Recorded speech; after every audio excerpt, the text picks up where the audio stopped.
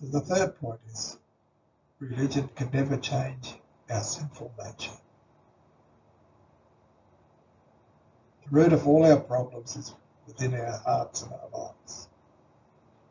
In our innermost being, we have a sinful nature. Religion can change our outward behaviour and appearance, but it cannot change the heart. A person's behaviour is not the real problem. It is only a symptom of something wrong within. It is a sign of our separation from God. Becoming religious and taking part in religious ceremonies may make us feel good, but it cannot make you good. The only answer is a complete change of heart and a brand new start. And no religious system can bring about that change.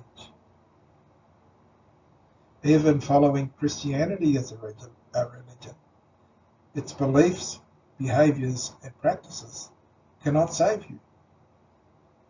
For the heart of Christianity is not religion, but relationships. It is coming to Christ to save you, for none of us, by our own efforts, can restore our broken relationship with God.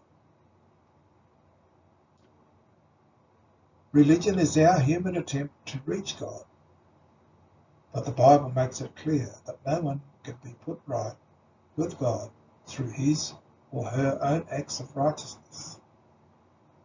The Bible tells us, for all have sinned and fall short of the glory of God.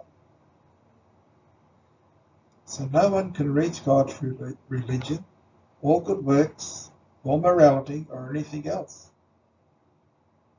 So why keep trying? You will only strive to fail.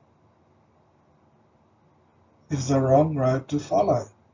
You may spend your whole life trying to your best, only to stand before God on Judgment Day and hear these sad words: "Depart from me, I never knew you."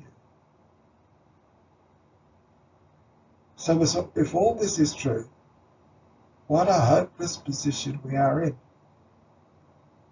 Is there nothing we could do to get out of this deep hole we're in?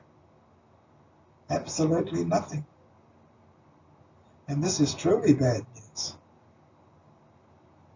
But it is at this point of our total hopelessness that God steps in with the answer.